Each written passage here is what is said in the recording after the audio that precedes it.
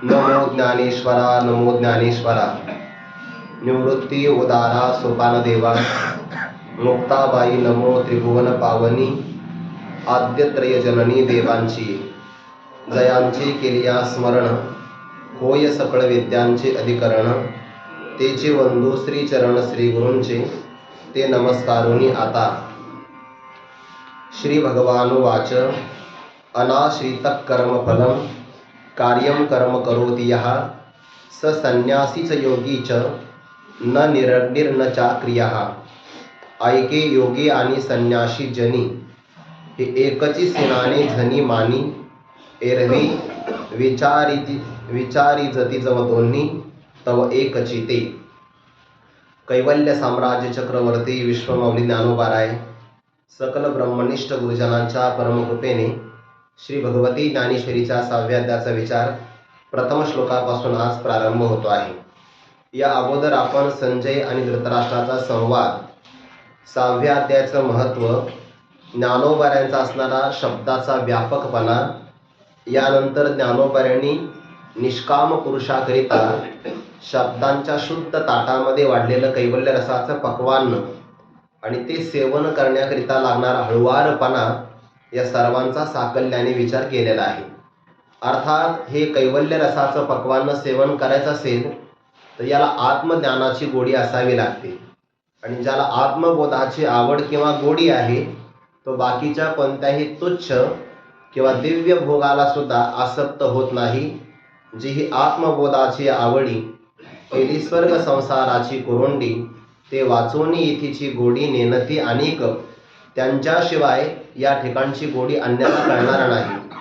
ज्याप्रमाणे चंद्रकिरणातून पाझरणारं अमृत हे कोणत्याही प्रकारे कावळा सेवन करत नाही, पण त्यातलं असणारं अमृत कणाचे जे काही भाग आहे ते चकोराला सेवन करायला मिळतात. तसा विचारी ग्रंथोपजीवी साधक किंवा मुक्त महापुरुषाला रमण्याकरता हा ग्रंथ अत्यंत महत्त्वाचा आहे. तैसा सज्ञानासी तरी हा ठाऊ. म्हणजे प्राकृत लोक आहे, आत्मज्ञानाला विमुख झाले आहे, त्यांच्या बाबतीमध्ये मात्र ग्रंथ त्यांच्यासाठी इतर गावाप्रमाणे आहे. म्हणून अधिकाराचा विशेष विचार बोलण्याची काही आवश्यकता नाही. परंतु प्रसंगवशात ज्ञानोबारा म्हणतात, मी त्याचा अनुवाद केला. परी अनुवादलो मी प्रसंगी, कारण 6वा अध्याय ध्यानयोगाचा आहे, अतिशय महत्त्वाचा आहे. आणि मग महत्त्वाचा हा विषय असल्यामुळे याच्याकरिता लागणारा अधिकारही अतिशय महत्त्वाचा. अधिकाराचा आणि फलाचा संबंध असतो, त्याला प्राप्य प्रापक भाव संबंध असं म्हणतात. फल हे प्राप्य असतं आणि अधिकारी असणारा पुरुष त्याला प्राप्त करतो, म्हणून त्याला प्राप्य प्रापक भाव संबंध असं म्हणतात. हा अधिकाराचा आणि फलाचा संबंध आहे. जोपर्यंत व्यक्ती अधिकारी होत नाही, व्यवहारातला अधिकारी नाही बरं, परमार्थातला अधिकारी, परमार्थातल्या अधिकाऱ्याचं पुन्हा लक्षण आहे, ज्याने या जन्मी किंवा पूर्वजन्मी निष्काम कर्माच्या द्वारे अंतकरणातली पाप वासना, त्याला संमल नावाचा दोष म्हणतात, तो घालविला आहे. निष्काम उपासनेच्या द्वारे अंतकरणाचं चंचलता किंवा चांचल्य भाव, ज्याला विक्षेप असं म्हणतात, तो ज्याने निष्काम उपासनेच्या द्वारे दूर केलेला आहे. अर्थात ज्याचं अंतकरण स्थिर आहे, फक्त अज्ञानाचं आवरण एवढंच फक्त त्याच्या अंतकरणामध्ये शिल्लक आहे. आणि त्या आवरण निवृत्ती करता सुद्धा जो विवेक, वैराग्य, समाधी षटक, मुमुक्षुत्व या साधन चतुष्टयाने संपन्न होऊन श्रोत्रिय ब्रह्मनिष्ठ कृपाळू सद्गुरूंची शरणागती करून या श्रवण, मनन, निधिध्यासन, तत्वं पदार्थ शोधन या सगळ्या साधनामध्ये प्रवृत्त झाला, असा एखादी व्यक्ती जो कोणी असेल तोच या अध्यात्मशास्त्राचा अधिकारी आहे. तैसे अध्यात्मशास्त्री ये अंतरंगची अधिकारी. ज्ञानोबा सुद्धा म्हणतात, असो हे आता आघवे न लगे श्रोतयांते कडसावे.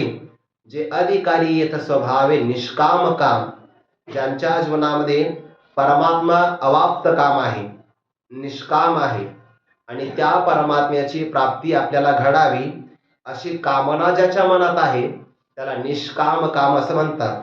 एरवी सामान्य लोक हे सकाम काम आहे आणि परमार्थातला अधिकारी हा निष्काम काम आहे. आणि त्याचा अधिकार भेदाचा हा विचार ज्ञानोबाने अनुवाद केला.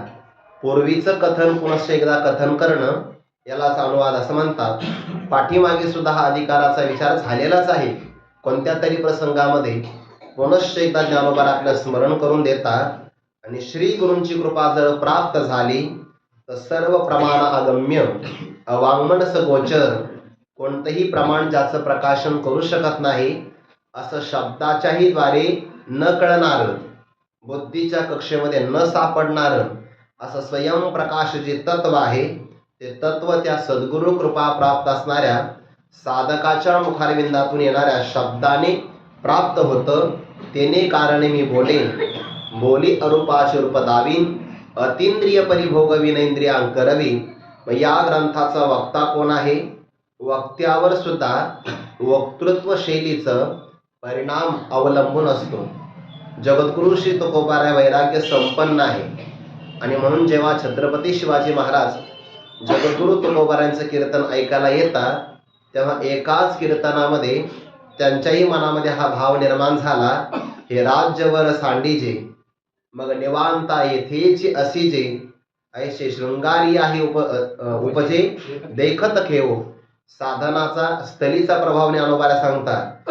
ज्या पवित्र देशामध्ये गेल्यानंतर एखादा शृंगारी जरी पुरुष असेल, राजा हा शृंगारी असतो की नाही, आणि त्याने असलंही पाहिजे, कारण राजा हा पूर्ण राज्याचं नेतृत्व करत असतो.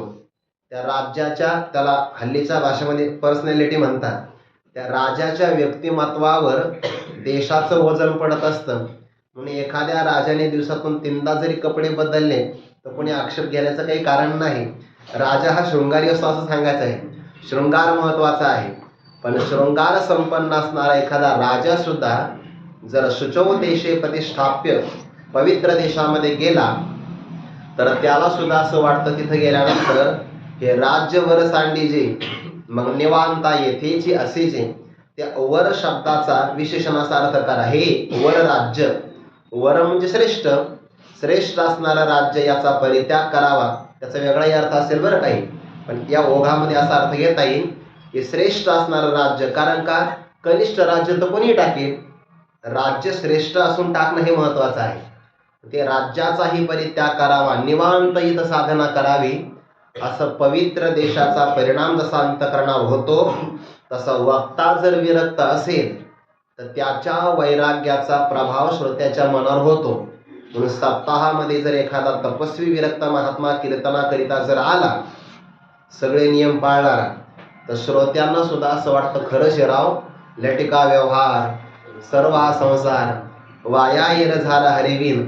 त्यांच्याही मनामध्ये विरक्तीचा भाव जागृत होतो आणि श्रोत्यांना सप्त्यामध्ये असं वाटत असेल की नाही आपण आणखीन काहीतरी भलतं वेगळंच केलं पाहिजे, तर मग तो प्रभाव समजून घ्यावा कोणाचा आहे. जगद्गुरु तुकोबारायांचं कीर्तन ऐकलं आणि छत्रपती शिवाजी महाराजांनी तुकोबारायांच्या एका कीर्तनात सांगितलं, आता मी राज्य परिपालन करणार नाही, मी साधनाच करणार आहे. तुकोबारा म्हणतात तसं नाही. प्रत्येकाचा अधिकार वेगळा असतो आणि प्रत्येकाला प्राप्त असणारं कर्म वेगळं असतं. जे ज्याला विहित कर्म आहे तेच कर्म त्याने केलं पाहिजे. तुम्ही राजे आहात आणि राजाचं कर्म आहे दया तिचे नाव, भूतांचे पालन, अनेक निर्दलन कंटकांचे, हे तुमचं कर्तव्य आहे. जोडून या धन उत्तम व्यवहारे, उदास विचारे वेच करी, हे तुमचं कर्तव्य आहे. बाकीचा कर्तव्याचा विचार ब्रह्मचर्य धर्म घोकावी अक्षरे आश्रमी विचार षटकर्मी हा प्रत्येकाचा शास्त्रामध्ये अधिकार ठरलेला आहे. वक्त्याच्या वाणीचा प्रभाव होतो याकरिताच हे उदाहरण दिलं आहे. ज्ञानोबाला म्हणतात या ग्रंथाचा वक्ता कोण आहे. नेमका 6वा अध्याय प्रारंभ झाला आणि भगवंताच्या ठिकाणी भगवंत ही संज्ञा येण्यासाठी 6 गुणांनी जो संपन्न असतो त्यालाच भगवान असं म्हणतात. ज्ञानोबाला त्या गुणांचा विचार सांगतात. ऐका, यश श्री औदार्य, ज्ञान वैराग्य ऐश्वर्य हे 6 गुणवर्य वसती जेथ, म्हणून तो भगवंतू जो निसंगाचा सांगातू. परमात्मा सोबती आहे, सांगात म्हणजे मित्र आहे. परमात्मा कोणाच्या संगतीमध्ये राहतो, ज्याने जगातल्या सगळ्या विषयांचा संग सोडलेला आहे त्याच्या संगतीत परमात्मा राहतो. जगद्गुरु तुकोबारायांचे एक प्रमाण फार गोड आहे. तुका म्हणे जो संसारा रुसला तेनेची ठाकेला सिद्ध पंथ. तुकोबारांचं प्रमाण आहे. देवाचा भक्त तो देवासीच गोड आणि कासी चाळ नाही त्याची. बहुतेक या अभंगामध्ये हे प्रमाण आहे. ज्याने संसारावर पाणी दिलेलं आहे आणि तोच परमात्म्याला प्रिय आहे. सर्वारंभ परित्यागी किंवा अनपेक्षा हा जयाचा ठाई पांडवा. अपेक्षे नाही रिगावा सुखाशी चढावा जया असणे. ज्ञानोबारीची ओवी ना 12व्या अध्यायामध्ये. तरी तयाईसे दुसरे आम्हा पडियंते सोयरे नाही गा साचो कार्य तुझे आन. अर्जुना, त्याच्यासारखा आम्हाला प्रिय जगात दुसरा कोणता नाही की ज्याने एका देवासाठी जगतातल्या आकृष्ट करणाऱ्या सगळ्या विषयांचा एका क्षणात परित्याग केलेला आहे. जो निसंग झाला त्याचा परमात्मा सोबती आहे.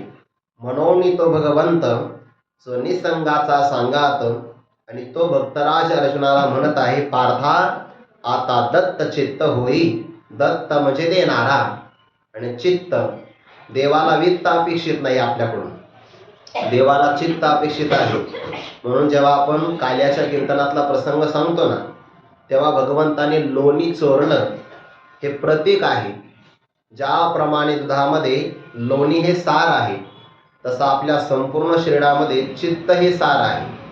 आणि जर मन मिळालं तर सगळं मिळतं. मन जाग्यावर नसेल तर बाकीच्या गोष्टीचा काही उपयोग नाही. घर पाहुणे एकांताचे नवविधा नवनीताचे. एकांताचं घर आहे म्हणजे एका परमात्म्यामध्ये तैसा मी वाचुनी काही अनेक गोमटे नाही. मजची नाम पाही जेने या ठेविले. याला म्हणतात एकांत. एका परमात्म्यामध्ये ज्याच्या जीवनाचा शेवट आहे किंवा अंत शब्दाचा निर्णय असा अर्थ आहे. एका परमात्म्या वाचून जगतामध्ये अन्य काहीच गोमट नाही असा जो अंतकरणाच्या वृत्तीचा भाव, त्याला म्हणतात एकांत. व्यवहारामध्ये आपण एकटं राहिलो की त्याला एकांत म्हणतो. पण एखादी व्यक्ती जर एकटी राहत असेल आणि त्याच्या मनामध्ये अनेक विचाराचं थैमान जर असेल तर तो एकांत नाही. आता हा आपला एकांतच आहे. कारण समविचाराने संपन्न असणारे अनेक व्यक्तिमत्व जरी एका ठिकाणी आले तरी पण त्यांचा विचार जर एक असेल तर तो एकांत आहे. आणि एखादी व्यक्ती एकटी असेल आणि त्याच्या अंतःकरणामध्ये अनेक विचाराचा संघर्ष असेल तर त्या प्रसंगाला तो एकांत नाही, अनेकांत आहे. पण हा मात्र एकांत, एकांतामध्ये राहतो. जो निसंगाचा सांगात. ज्ञानोबा म्हणतात, ज्याने आपल्या हा एक वाचुनी काही अनेक सर्वथा गोमटे नाही. मजचे नाम पाही जिनिया ठेविले. असा एकांतामध्ये राहणारा त्याच्यासारखा देवाला दुसरा कोणीच आवडत नाही. म्हणून तो भगवंत जो निसंगाचा सांगात. असं एकांताचं घर पाहिलं. घर पाहुणे एकांताचे. आणि त्या एकांताचं घर, त्या घरामध्ये शरीराच्या घरामध्ये जर नवविध भक्तीने संपन्न असणारं चित्त असेल तर भगवान परमात्मा त्याला म्हणतात लोणी. आणि त्या चित्ताला परमात्मा आकृष्ट करतात. चित्त चोरी येले नंदाच्या नंदने. तुका म्हणे येणे गरुड ध्वजे. किंवा गोविंदे विधिले तुका म्हणे मन. वियोगे ही ध्यान संयोगाचे. भगवंत चित्त चोरणार आहे, चित्त चोर आहे. ऐसा पुराण प्रसिद्ध चोर केशव नाम याचा दातार. पंढरपुरी उभा विटेवर पुंडलिकासाठी, भक्त पुंडलिकासाठी परमात्मा विराजमान. आणि तो अर्जुनाला म्हणत आहे, पार्था तुम्हाला बाकी काही देऊ नको, फक्त मला चित्त समर्पण कर. मन मना भव मत भक्तो मद्याजी माम नमस्कुरु. परिणाम मलाच प्राप्त होशील, या बाबतीमध्ये अन्यथा नाही. इथे भक्तराज अर्जुनाचं भाग्य सांगायचं आहे. 6 श्रेष्ठ गुणांनी संपन्न जो आहे तो आहे श्रीकृष्ण परमात्मा. कृष्णच तो भगवान स्वयं असं एक पद आहे. साक्षात परमात्मा भगवान आहे. आणि असा 6 गुणांनी संपन्न असणारा परमात्मा जर अर्जुनाला सांगत असेल, तो वक्ता रूपाने मिळाला असेल, तर श्रवण करणाऱ्या अर्जुनाचं भाग्य फार मोठं आहे. तेही आपल्या लक्षात येतं. एका प्रसंगाला सगळे भाग्य येत नसतात बरं. सगळे भाग्य एखाद्या व्यक्तीच्या जीवनामध्ये एका काळात येत नसतात. फक्त त्या भाग्याची आपण तुलना केली पाहिजे. वक्ता सर्वश्रेष्ठ आहे, विषय सर्वश्रेष्ठ आहे, ऐकायला ज्यांना भेटलं ते भक्तराज अजून श्रेष्ठ आहे. हा योग फार पारमार्थिक फार चांगला आहे. पण जवळचा योग कुरुक्षेत्रावर ऐकायला लागतं ना, म्हणजे सभोवताची परिस्थिती प्रतिकूल आहे. म्हणून व्यावहारिक परिस्थिती प्रतिकूल मिळाली पण पारमार्थिक परिस्थिती अनुकूल मिळाली. एखादी व्यक्ती जर अशी असेल तर त्याच्या जीवनामध्ये या दोन गोष्टी घडू शकतात. आपल्याला काय वाटतं? आपल्याला असं कायम वाटतं की मला व्यवहार सगळा अनुकूल असावा, कष्टच पडू नये, मला सगळं अनायासे मिळावं. पारमार्थिक व्यक्तीने अशा अपेक्षा कधीच ठेवू नये. परमार्थ म्हणजे संघर्ष आहे आणि संघर्ष संपन्न असणाऱ्या व्यक्तीला अंतरंगात समाधानी राहता आलं पाहिजे. बाहेर जगाचा विक्षेप चालणार आहे. आपल्या संकल्पाने आपण जगातला कोणताही व्यवहार बंद नाही करू शकत. का करू शकतो? जगतात बदल करण्याचं सामर्थ्य आपल्यात नाही, पण आपल्यात बदल करण्याचं सामर्थ्य आपल्यात नक्की आहे. आणि मग जे आपल्या हातात असेल त्याच्यावर आपण लक्ष दिलं पाहिजे. जगतात बदल करणं म्हणजे समुद्राच्या लाटा थांबविण्याचा प्रयत्न करण्यासारखा आहे. त्या कधी थांबत नाही. एखादा स्नानाला गेला आणि म्हणाला लाटा शांत झाल्यावर मी स्नान करेन, तर तसाच राशील वर्षभर तसं स्नान. त्या लाटा थांबतच नसतात, त्याच्यामध्ये जाऊन उडी मारून स्नान करून यायचं असतं. तसं जगतामध्ये विक्षेपच खूप झाला आहे. आता गर्दीच फार वाढली आहे असं कारण देत बसू नये. वेळ महत्वाचा आहे, तो सार्थकी लावावा आणि कधीतरी मनुष्याला लवचिक होता आलं पाहिजे. समोरची परिस्थिती बदलली की त्या प्रसंगामध्ये आपल्याला बदलता आलं पाहिजे. म्हणजे परिस्थितीमध्ये वाहून जायचं नाही. बरं, वाहून न जाता आपल्या साधनेचं अखंड अनुसंधान ठेवता आलं पाहिजे. भक्तराज अर्जुनांनी हे आपल्याला शिकवलं आहे. ऐसी या समयी कर कसे, भोगीच तसो आनंद राज्य कैसे, आजी भाग्योदय हा नशे अनिके ठाई. संतांच्या जीवनामध्ये जेवढी प्रतिकूलता आली आहे तेवढी प्रतिकूलता आपल्या जीवनात नक्कीच नाही. पण संघर्ष आपण करत नाही ना, आपल्याला असं कायमच वाटतं आपल्याला सगळं अनुकूल मिळत जावं. आणि म्हणजे अनुकूल मिळालं की मनुष्य म्हणतो परमार्थासारखा आनंद कुठं नाही. तो खऱ्या परमार्थाचा आनंदच नाहीये, तो परिस्थितीचा आनंद आहे. परमार्थाचा आनंद हा परिस्थितीवर नाही, आपल्या आंतरिक मनस्थितीवर अवलंबून आहे. ज्याला मनस्थिती बदलता येते, साधं रस्त्याने चालणारं कुत्र जर भुंकत असेल तर त्याचं भुंकणे आपण नाही बंद करू शकत. जगात काय आपण बदल करणार आहे? आपल्यात बदल झाला तर आपला बदल पाहून जगात बदल होईल, पण त्याला बराच वेळ लागेल. यद्यदा आचरते श्रेष्ठस तत्तदेवेतरो जनाः सयत् प्रमाणं कुरुते लोकस्तदनुवर्तते. येथ वडील जे जे करीते तया नाम धर्म ठेविती, तेची एरानुष्ठिती सामान्य सकळ. पण असं घडण्यासाठी पहिल्यांदा आचरण आपल्यामध्ये घडावं लागेल. म्हणून जीवनामध्ये अनुकूलता प्रतिकूलता हे प्रसंग येतात जातात. एखाद्याला पारमार्थिक सगळं अनुकूल मिळालं असेल आणि व्यवहारातलं परमार्थातलं सगळं अनुकूल आहे, अगदी त्याचं मन साधनेमध्ये लागतं, चांगल्या क्षेत्रामध्ये वास्तव्य आहे, ग्रंथसेवा आहे, ब्रह्मनिष्ठ गुरुजनांच्या मुखातून श्रवण करण्याचा योग आला आहे, शरीरही साधनेला साथ देत आहे, हा सगळा परमार्थाचा योग आला आहे, सगळी पारमार्थिक अनुकूलता आहे. पण व्यवहारातली एक सुद्धा अनुकूलता नाही, सगळे प्रतिकूल आहे, तरी समाधानी राहिलं पाहिजे. की देवाची आपल्याला किती मोठी कृपा आहे की व्यवहारात आपण मोहात गुंतू नये, म्हणून देवाने व्यवहारातला एक सुद्धा व्यक्ती आपल्याला अनुकूल नाही ठेवला, पण परमार्थातलं मात्र सगळं अनुकूल दिलं आहे. तर या भाग्यामध्ये मनुष्याने हर्षाने स्वतःचं औक्षण करावं. बरोबर, डॉक्टर बाबा सांगत असतात कधीतरी पंचारती लावावी. पंचारती म्हटलंय, एक लावली तर नाही, पंचारती लावावी. नाहीच कोणी भेटला तर आपणच आपलं ओळून घ्यावं, कारण परमार्थिक भाग्य आपला अनुकूल आहे. म्हणून पार्था दत्तचित्त होई आता, आता तो चांगल्या प्रकारे लक्ष दे. हा भरतांच्या बाबतीमध्ये अनुकूल स्त्री हा पुत्र, अनुकूल मंत्री पवित्र, अनुकूल राज्य सर्वत्र, ती त्यागिले विचित्र नाना भोग.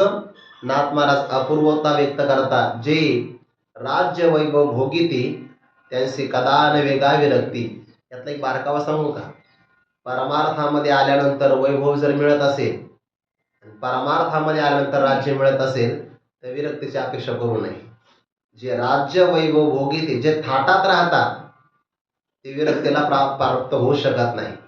जे राज्य वैभव भोगीती त्यांची कदा न वेगा विरक्ती, कधी सुद्धा विरक्ती होऊ शकत नाही. पण भरतांनी मात्र ख्याती केली. भरते केली नवल ख्याती, सेवेला श्रीपती भोग त्यागी. सगळ्या अनुकूल भोगांचा त्याग करून परमात्म्याची प्राप्ती करून घेतली. पार्था दत्त चित्त होई आता. चित्त महत्वाचं आहे. कधीतरी आपण हा विचार केला असेल, बऱ्याचदा आपलं मन आपल्या ताब्यात राहत नाही. मन चंचल होतं, बुद्धिसहाय्य करत नाही, आणि मग मनुष्य कधी कधी स्वतःच्या बाबतीमध्ये, हल्लीचा शब्द आहे, नर्वस होतो, नकारात्मक होतो, उदास होतो बघा स्वतःविषयी, आणि त्याला असं वाटतं आपलं काहीच खरं नाही. या विचारात त्याची शक्ती, मानसिक शक्ती खर्च होते. जरी एखादा विक्षेप झाला, मन जागेवर नाही राहिलं, तर पुन्हाही साधनेमध्ये शक्ती खर्च करावी. मनच जागेवर का राहत नाही याच्यासाठी मानसिक शक्ती खर्च करू नये. ती शक्ती साधनेत खर्च केली पाहिजे, असं डॉक्टर बाबांनी एकदा पाठामध्ये सांगितलं होतं. म्हणून तो भगवंत जोनी संघाचा सांगात, तो म्हणे पार्था दत्त चित्त होई आता. आता तो मात्र माझ्या बोलण्याकडे लक्ष दे. आणि मग असं म्हणून भगवान परमात्मा या 6व्या अध्यायाला प्रारंभ करतात. 6व्या अध्यायाचं सूत्र पाठीमागे 5व्या अध्यायामध्ये आलेलं आहे. 2 श्लोकामध्ये भगवंताने ध्यान योगाचं सूत्र रूपाने व्याख्यान केलं. स्पर्शान कृत्वा बहिर्बाह्यांश चक्षुश्चैवांतरे भ्रुवोः प्राणापानो समो कृत्वा नासाभ्यंतरचारिणो यतेंद्रिय मनोबुद्धिर्मुनी मोक्षपरायणाः विगतेच्छा भय क्रोधो यः सदा मुक्त एव सः. अशा 2 श्लोकामध्ये ध्यान योगाचं देवाने सूत्र रूपाने स्पष्टीकरण केलं. आणि त्या 2 श्लोकामध्ये आलेलं ध्यान योगाचं सूत्र भगवंताने 6व्या अध्यायामध्ये त्याचा विस्तार करावा याकरिता अर्जुनाला या श्लोकामध्ये अभिमुख केला आहे. या श्लोकाची अवतरणिका, प्रास्ताविक भूमिका अशी आहे, यच्च यावत मानव मात्राला दुःखाची निवृत्ती व्हावी अशी अपेक्षा आहे. शास्त्रकारांनी शब्द वापरला, दुःखाची आत्यंतिक निवृत्ती व्हावी ही अपेक्षा आहे. लयरूप निवृत्ती अपेक्षित नाही, कारण लयरूप निवृत्ती तर गाढ झोप लागली तरी होते. एखाद्याला मूर्छा आली, बेशुद्ध झाला, चक्कर आली, तर त्याही काळामध्ये दुःख नाही ना आठवत, म्हणजे दुःखाची निवृत्ती झाली आहे. पण जाग झालं की पुन्हा सगळं दुःख त्याच्यावर प्रभाव करतं. दुःखाची आत्यंतिक निवृत्ती अपेक्षित आहे आणि आनंद सुद्धा अपेक्षित, पण तो परमानंद मिळावा, म्हणजे परमानंदाची प्राप्ती, दुःखाची आत्यंतिक निवृत्ती, याला मोक्ष असं म्हणतात. आणि यच्च यावत मानव मात्राला किंवा जीवाला मोक्षाचीच अपेक्षा आहे.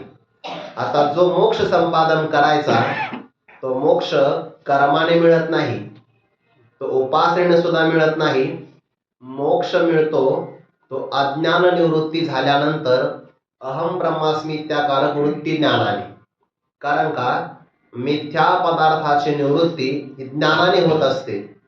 ज्या दुःखाला निवृत्त करायचं, दुःखाचं कारण असणारं अज्ञानाने निवृत्त करायचं, ते मुळात मिथ्या आहे. आणि मिथ्या पदार्थाची निवृत्ती ही कर्माने होत नाही, ती ज्ञानाने होत असते. जसं रज्जूवर सर्प भासला असेल, तिथे जाऊन आपण काठ्या घेऊन गेलो, रज्जूवर सर्प मोठा भासला, काठीनं त्याला मारला जाणार नाही.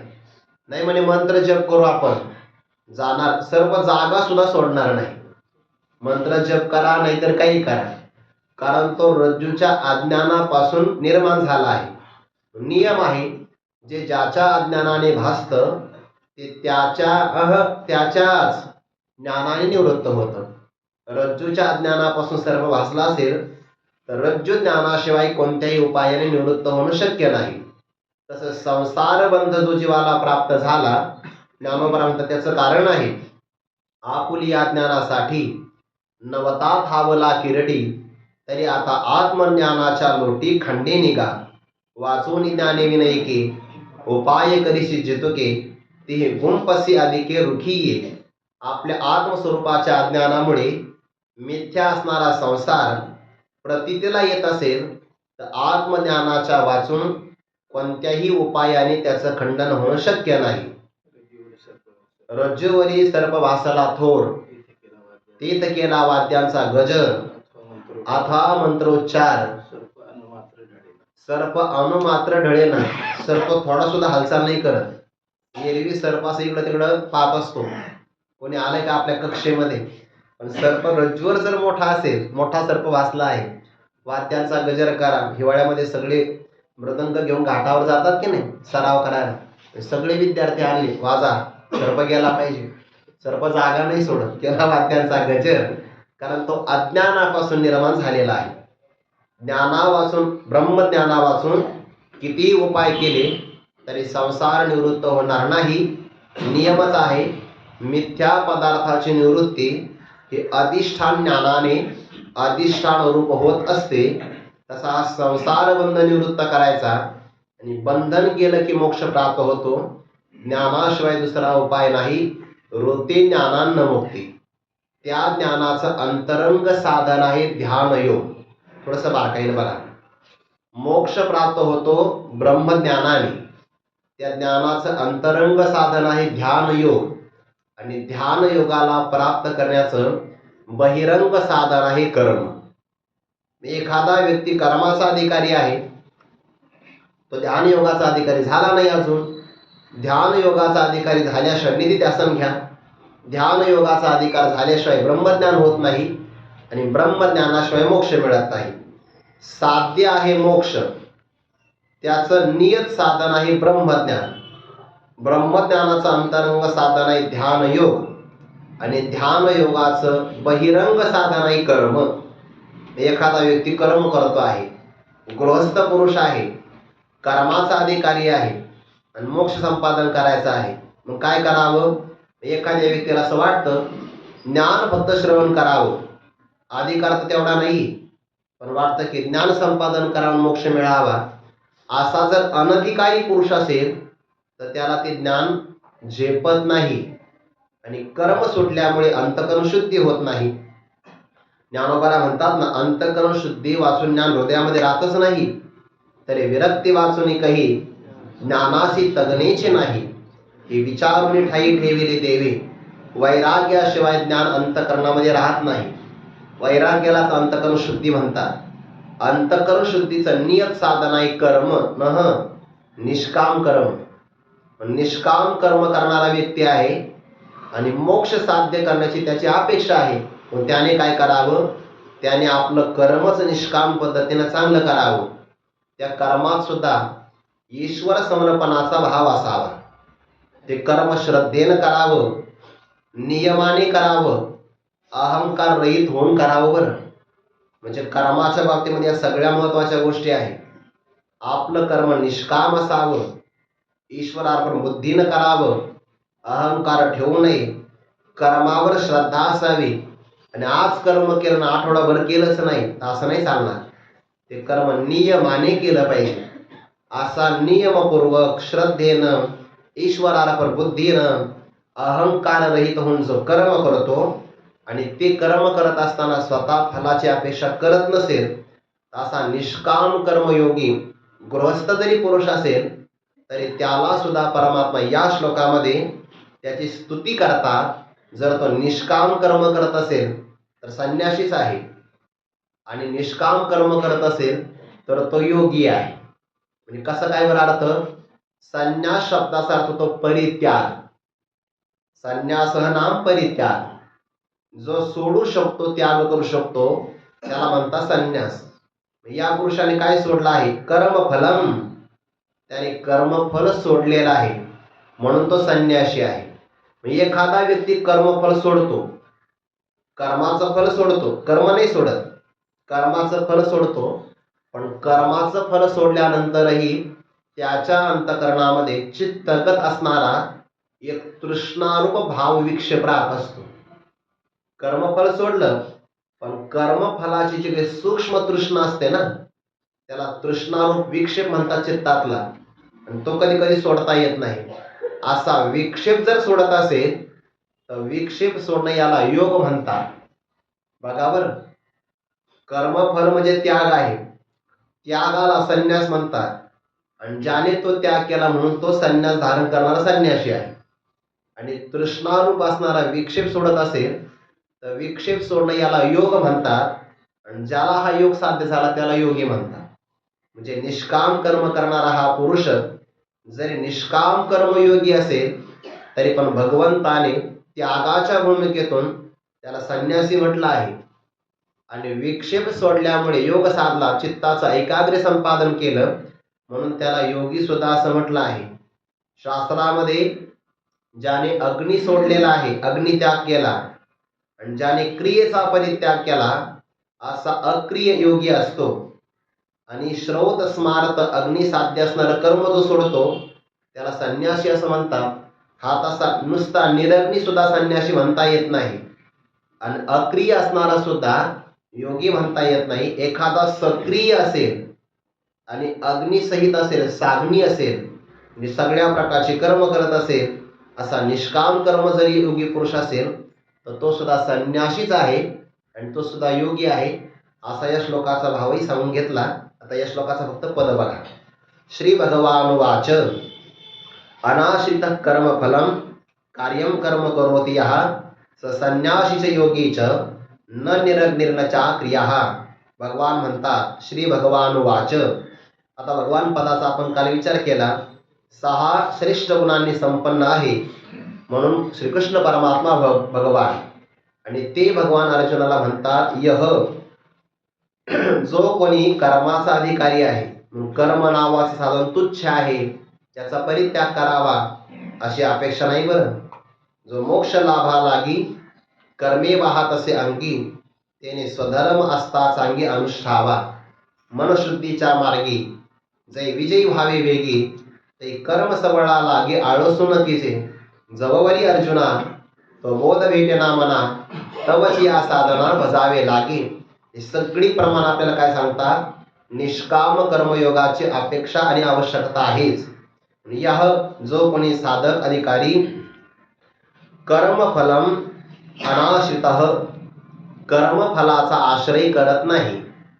आश्रय करणं म्हणजे काय, अमुक एका कर्मापासून अमुक एक फल मिळावं आणि त्या फलासाठी साधना करत राहणं याला कर्माचा आश्रय करणं असं म्हणतात. कर्मफलाचा आश्रय करणं. काही लोक इहलोकातल्या कर्मफलाचा आश्रय करतात, तर विषयी पुरुष जो आहे तो मात्र दिव्य असणाऱ्या यज्ञाच्या माध्यमातून मिळणाऱ्या पारलौकिक कर्मफलाचा आश्रय करतो. म्हणती संसारी जन्मीचे यज्ञाधिक कर्म कीजे, मग स्वर्ग सुख भोगीचे मनोहर. असा तो दिव्य असणाऱ्या कर्मफलाचा आश्रय करतो. जगातले सगळे माणसं कर्माचा आश्रयच करतात, कर्मफलाचा. पंचदशीकाराने म्हटले बघा, कुर्वते कर्म भोगाय कर्म कर्तुंच भुंजते, नद्यां कीटा इवा वर्ताता वर्तांतरमाश्रुते, व्रजंतो जन्मनो जन्म लभंते नैव निवृत्तीम.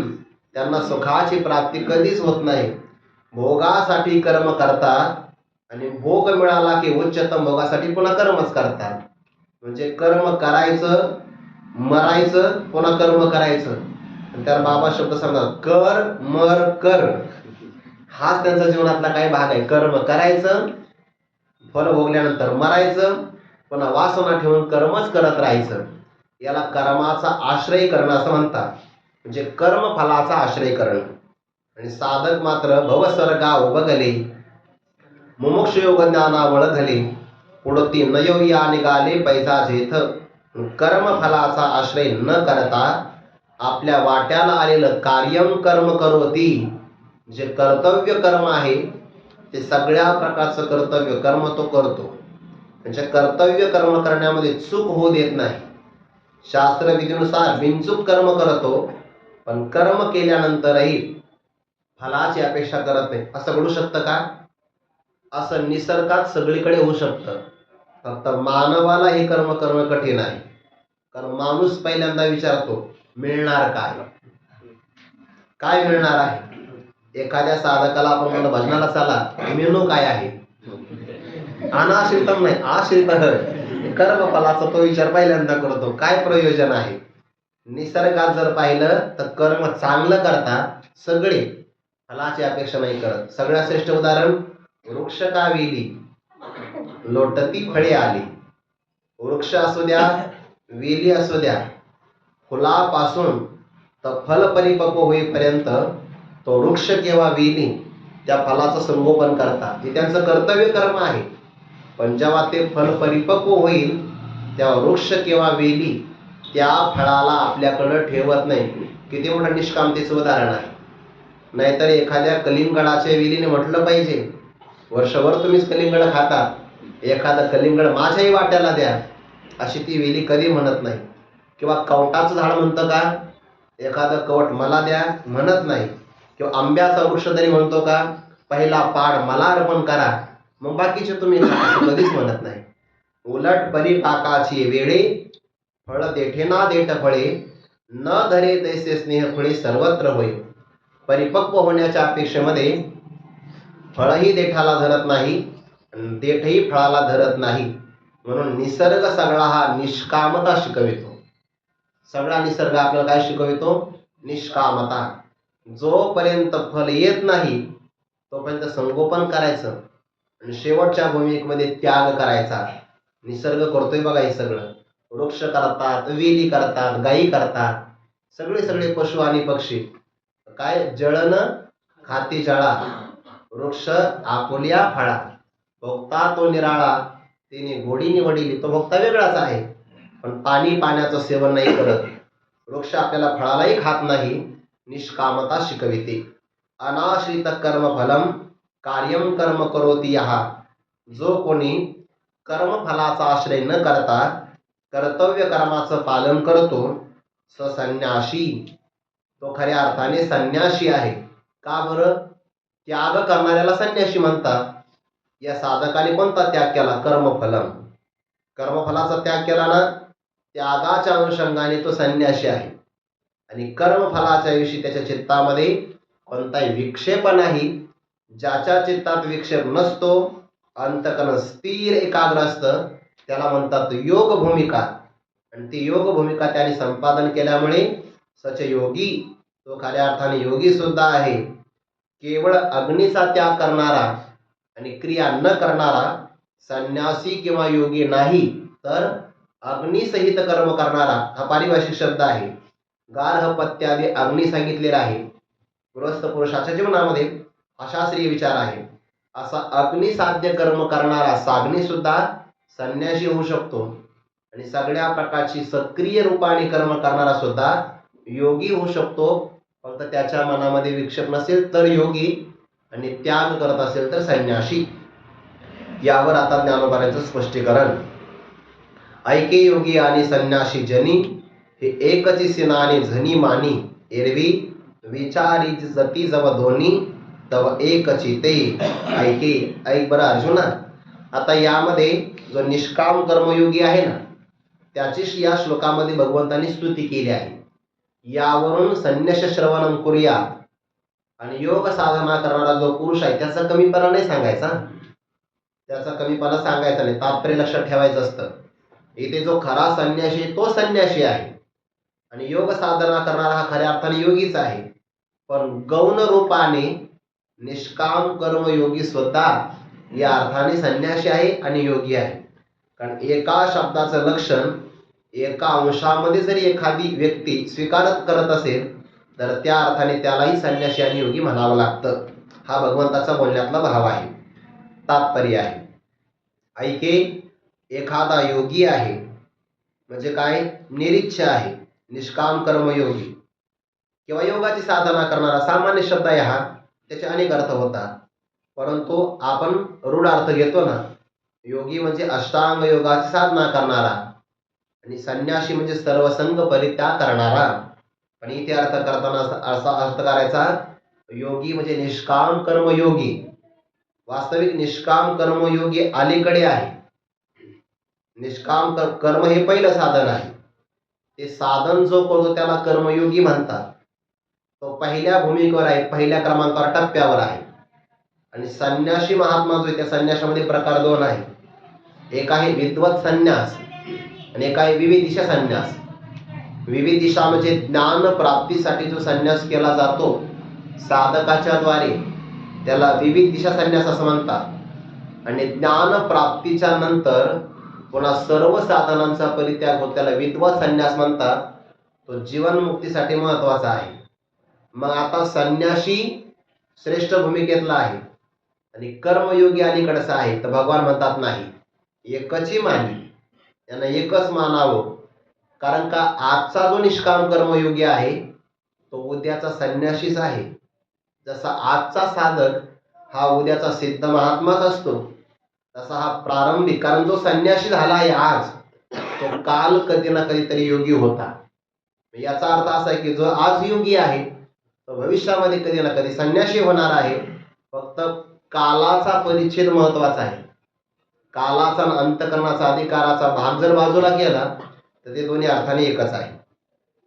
ऐके योगी आणि संन्यासी जनी. लोकव्यवहारामध्ये हा योगी फलेच्छा नसून कर्माचरण करणारा योगी आणि सर्व संघाचा परित्याग करणारा. फरक काय बरं? फरक असा आहे, संन्यासी पुरुषाने सर्व कर्म टाकलेलं आहे.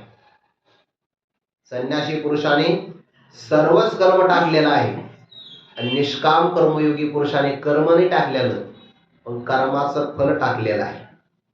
म्हणजे त्याग दोन्हीकडे समानच आहे ना, दोन्हीकडे समान आहे. फक्त एकाच्या जीवनामध्ये कर्म आणि कर्माचं फल दोन्ही सोडलेले म्हणून संन्यासी आहे. निष्काम कर्मयोगी मात्र असा आहे की त्याने कर्माचं फल सोडलेलं आहे, कर्म नाही सोडलेलं. कारण अंतकर्म शुद्धीसाठी कर्म आवश्यक आहे. सोडणं किंवा त्याग दोघाचा एकच आहे की नाही, म्हणून ते एकच आहे. त्यागाच्या भूमिकेतून एक, बरं वरवरून आपल्याला ते एक नाही वाटणार, कारण एकीकडे कर्म नाही, कर्माचं फल नाही असं संन्यासी दिसेल, आणि एकीकडे कर्म दिसतंय, कर्माचा फलत्याग नाही ना दिसत, तो मनातून केलेला आहे. परंतु त्यागाच्या भूमिकेतून त्यांना एक म्हणायचं. ऐके योगी आणि संन्यासी जनी, एकची सिनाने जनी मानी. मानी म्हणजे मानणं आणि जनी म्हणजे मानू नको. निषेध अर्थाने जनी शब्द मराठी भाषेमध्ये आलेला आहे. ही एकची, संन्यासी आणि योगी एकच आहे. सिनाने म्हणजे वेगवेगळे, मानी अर्जुना तू त्यांना वेगवेगळं मानशील बरं, पण सिनाने जनी मानी, वेगवेगळं त्यांना मानू नको. एरवी विचारी जती, जर आपण यांचा विचार केला, आता आपण एवढा मोठा विचार यांचाच केलेला आहे, यांचा विचार जर केला तर जेव्हा आपण यांचा विचार करतो तव दोन्ही एकची ते, दोन्ही सुद्धा एकच आहे. आता दोन म्हणायचे पुन्हा एक म्हणायचं कसं काय बरं? दिसायला दोन आहे आणि वृत्तीच्या भूमिकेतून एक आहे. कारण त्याग करतात ना, त्यागाच्या भूमिकेतून एकच आहे. फक्त एक कर्माचरण करतो निष्काम म्हणून योगी म्हणा, आणि एकाने कर्म सर्वच टाकलेलं आहे म्हणून संन्यासी म्हणा. असे दोघेही दिसतात, पण वृत्तीच्या असणाऱ्या अनुषंगाने एकच आहे. सांडीचे तुझे या नामाचा आभास, तर योग तोची संन्यास. पाहता ब्रह्मी नाही अवकाश दो ही माझी. सांडीचे त्याग करावा कशाचा? दुजया नामाचा आभास. आभास शब्दाचा अर्थ आहे आरोप. यांच्यावर आरोप आलेला आहे. एक योगी आहे, एक संन्यासी आहे, किंवा यांच्यावर येणारा हा द्वैतपणाचा जो आरोप आहे, हे दोघं वेगवेगळे आहे. असा दुजया नामाचा आभास आरोप टाकला तर योग तोच संन्यास. निष्काम कर्मयोग हाच खऱ्या अर्थाने संन्यास आहे. का बरं? कारण निष्काम कर्मयोगामध्ये फलत्याग आहे ना, त्याग आहे ना, त्यागाला तर संन्यास म्हणतात. निष्काम कर्मयोग खऱ्या अर्थाने संन्यासच आहे. आणि विचार करून जर पाहिला तर पाहता ब्रह्मी नाही अवकाश दोही माझी. अमर्याद असणाऱ्या अखंड व्यापक ब्रह्मस्वरूपामध्ये दोही माझी अवकाश नाही. या अवकाश शब्दाचे दोन अर्थ होतात. अवकाश म्हणजे भेद किंवा अवकाश म्हणजे अंतर. ब्रह्मदृष्टिकोनातून जर पाहिलं तर योग आणि संन्यास यांच्यामध्ये भेदच नाही, अवकाश नाही, कोणत्याही प्रकारचा अंतर नाही, असा एक अर्थ होतो. आणि दुसरा अर्थ असा होतो की एकमेवाद्वितीय ब्रह्म, ब्रह्म एवढे व्यापक आहे एवढं घनदाट भरलेलं आहे की त्या घनदाट असणाऱ्या ब्रह्मस्वरूपामध्ये योग आणि संन्यास या साधनाला मावण्याकरता, समावेश होण्याकरता जागाच नाही. कारण एका साध्य स्वरूपात समुद्राला जर चांगली भरती आली ना प्रचंड प्रमाणामध्ये, तर कोणत्याही नदीला प्रवेश नाही मिळत. त्या नद्यांचं पाणी समुद्रात जाण्याच्या ऐवजी माघारी फिरतं. उलट समुद्राचं भरतीचं पाणी त्यांच्या पात्रात येतं. जसं भरतीच्या प्रसंगाला नदीला प्रवेश नाही मिळत, तसं व्यापक ब्रह्मस्वरूपाचा विचार केला तर त्याच्या सबराबरी स्वरूपामध्ये कोणत्याही साधनाला जागा मिळत नाही. आणि ब्रह्मदृष्टिकोनातून पाहिलं तर ही साधनं साध्य प्राप्त करून देऊन संपली तर ती एकरूप होतात. पाहता ब्रह्मी नाही अवकाश दोही माझी. मग दोन वेगवेगळे का म्हणतात त्याचं कारण सांगतात पुढे. दोन वयाचा एकत्र विचार आहे पुढच्या. जैसे नामाचे अनारिसे पणे एका पुरुषा ते बोलावणे, का दोही मार्गी जाणे एकाचे ठाया. ना तरी एकची उदक सहजे परिसी नाना घटी भरीजे, तैसे भिन्नत्व जाणीजे योग संन्यासांचे. उदाहरण दिलं आहे. जैसे नामाचे अनारिसेपणे. अनारिसेपणे म्हणजे वेगवेगळापणा. वेगवेगळ्या भावातून एका पुरुषाते नामाचे बोलावणे अनारिसेपणे. पुरुष एकच आहे पण त्या पुरुषावर वेगवेगळे प्रकारचे भाव असल्यामुळे भावसंपन्न व्यक्ती एका पुरुषाला अनेक नावाने हाका मारू शकतो. पुत्र जर असेल तर त्या पुरुषाला तो वडील म्हणतो. जर समजा नातू असेल तर त्याच पुरुषाला तो बाबा आजोबा म्हणतो. धर्मपत्नी त्याला पती म्हणते एकाच पुरुषाला.